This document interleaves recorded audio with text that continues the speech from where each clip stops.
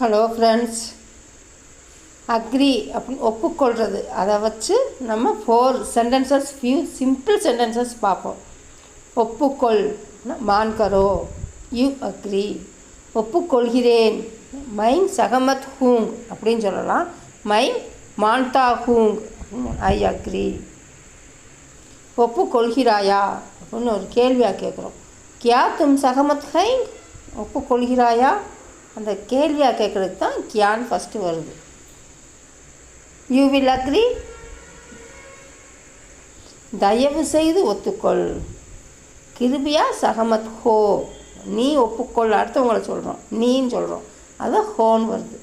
இதுக்கு தும் கிருபியா சகமத் ஹோ அப்படின்னு சொல்லலாம். கிருபியா சகமத் ஹோ அப்படின்னாலும் நான் அடுத்தவங்களை சொல்கிறது, நீ ஒத்துக்கொள், தயவு செய்து ஒத்துக்கொள். கிருபியான தயவு செய்து. கிருபியா சகமத் ஹோ, ப்ளீஸ் அக்ரி. பாய்.